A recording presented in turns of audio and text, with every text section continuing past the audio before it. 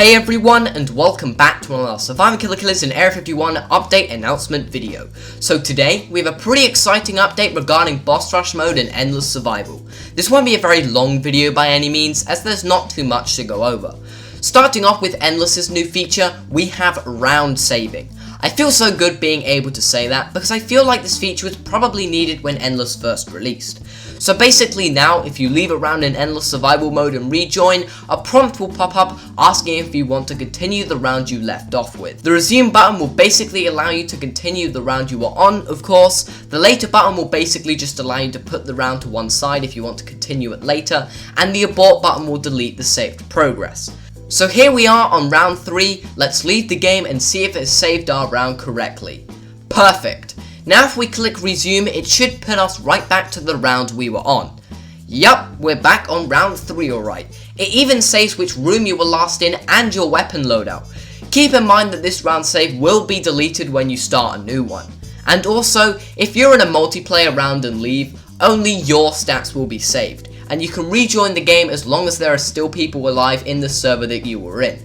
However, if all of the people die in the game you just left, you cannot rejoin. Makes sense.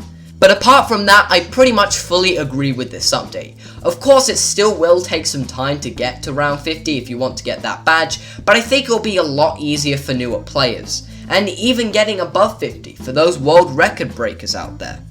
Now onto the reason you clicked on this video, the new boss rush content. So Homer has implemented some changes to the game mode. If you've beaten either Kraken or Aberration in the current bosses in boss rush mode in under 5 minutes, then you'll be able to unlock their elite versions.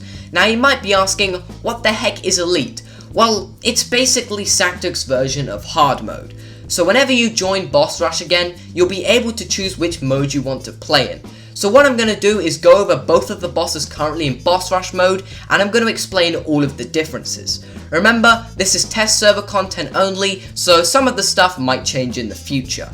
Oh, and thank you Jade for helping me record and playtest both of the boss rush fights. Their channel will be linked in the description. They make epic cool Sactic challenges among other things, so make sure you go check them out.